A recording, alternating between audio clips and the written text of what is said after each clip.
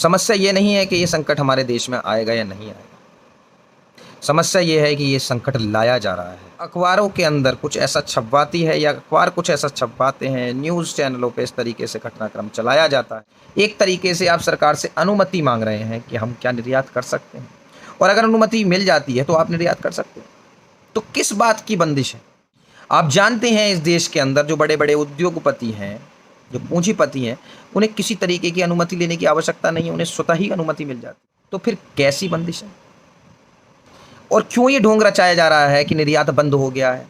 अपने लोग भूख से मर जाएं मगर बाहर के लोग भूख से नहीं मरने चाहिए। नमस्ते दोस्तों, आप सभी का स्वागत है मेरे नए कार्यक्रम समस्या की जानकारी और समाधान के कुछ अटपटे सुझाव। तो शुरू करते हैं। मैं हूं अंकुर वर्मा, भारत जागो अभियान से।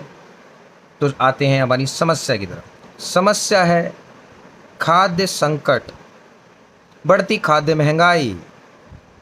एक बहुत ही ज़्यादा संवेदनशील मुद्दा, हर एक व्यक्ति के जीवन से जुड़ा हुआ मुद्दा, हर एक व्यक्ति प्रभावित होगा इस मुद्दे से। ये जो संकट आएगा, ये कोई भी ऐसा व्यक्ति नहीं है जो इससे अछूता रहे। आप सोच सकते हैं कि भोजन भोजन एक ऐसी चीज़ है जो आदमी की एक मूल ज़रूरत है, और उसके ऊपर अगर संकट आ जाता है तो ये एक बहुत बड़ा संकट है। प्रमाण देने की आवश्यकता नहीं है, विश्व के अंदर थोड़ा सा झांक के देखिए, श्रीलंका का उदाहरण मिल जाएगा, और ऐसे और बहुत सारे देश हैं जहाँ पे ये संकट आने वाला है।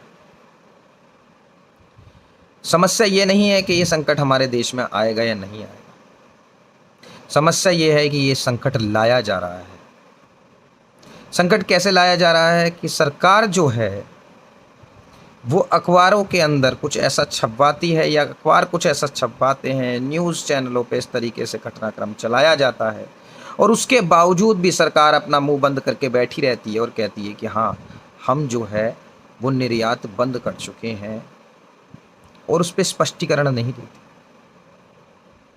तो यही कहना होगा ना कि ये लाया जा रहा है, क्योंकि अगर ये खबर झूठी है तो सरकार को स्पष्टीकरण देना चाहिए था कि ये जो न्यूज़ चैनल हैं और जो अखबार हैं ये गलत छाप रहे हैं, और असल में हमने निर्यात बंद नहीं करा है। कुछ उन पे सिर्फ़ और सिर्फ कुछ बंदिशें लगा दी गई हैं, कुछ नियम कानून के अंतर्गत, या कुछ लाइसेंस, या कुछ आप ये समझ लीजिए एक तरीके से सरकार से आप एक गुजारिश लगाएंगे, या सरकार से आप एक तरीके का आप ऐसा समझ सकते हैं कि आप सरकार के पास जाएं और उनके सामने कोई प्रस्ताव रखें कि हम निर्यात करना चाहते हैं, और वो आपको इस चीज़ की अनुमति दे दें। एक तरीके से आप सरकार से अनुमति मांग रहे हैं कि हम क्या निर्यात कर सकते हैं, और अगर अनुमति मिल जाती है तो आप निर्यात कर सकते हैं। तो किस बात की बंदिश है? आप जानते हैं इस देश के अंदर जो बड़े-बड़े उद्योगपति हैं, जो पूंजीपति हैं, उन्हें किसी तरीके की अनुमति लेने की आवश्यकता नहीं है, उन्हें स्वतः ही अनुमति मिल जाती है। तो फिर कैसी बंदिश है? और क्यों ये ढोंग रचाया जा रहा है कि निर्यात बंद हो गया है? अपने घर के अंदर खाने के लिए, अपने लोगों के लिए भोजन नहीं है, और हम लोग विश्व की मदद कर रहे हैं। अपने लोग भूख से मर जाएं मगर बाहर के लोग भूख से नहीं मरने चाहिए, क्योंकि हमारे यशस्वी प्रधानमंत्री विश्व की ज़्यादा चिंता रखते हैं, परस्पर अपने देश की।